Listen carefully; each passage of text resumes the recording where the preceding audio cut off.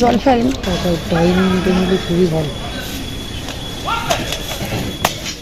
আজ মহালয়া, পিতৃপক্ষের শেষ দিনে পূর্বপুরুষদের উদ্দেশ্যে তর্পণ কার্য চলছে সকাল থেকেই। রামায়ণ অনুসারে ক্রেতা যুগে শ্রীরামচন্দ্র অসময়ে দেবী দুর্গার আরাধনা করছিলেন রাবণ বধ করে সীতাকে উদ্ধার করতে। মহালয়ার ভোরে চণ্ডীপাঠ ও মহিষাসুরমর্দিনী সুর ভেসে আসা মানেই দুর্গাপুজোর কাউন্টডাউন শুরু। পণ্ডিতদের অনেকের মতে তর্পণ ও পর্বণ শ্রদ্ধার প্রান্ত দিন হিসাবে পিতৃপক্ষের শেষ দিন মহালয়া পরলৌকিক ক্রিয়াক্রমের তিথি বলে নির্দিষ্ট হয়েছে।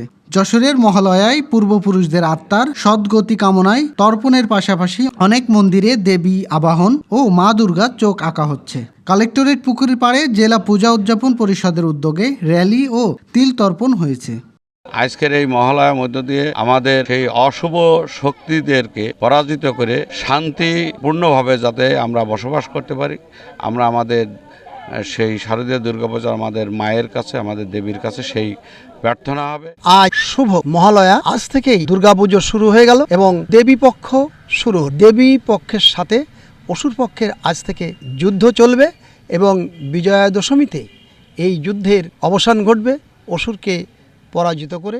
মা দুর্গার কাছে আমাদের প্রার্থনা যে আমরা যেন এই বাংলাদেশের সবাই আমরা শান্তিপূর্ণভাবে বসবাস করতে পারি এবং নির্বিঘ্নে নিশ্চিন্তে যেন সবাই সবার সকল ধর্মকাজ করতে পারি।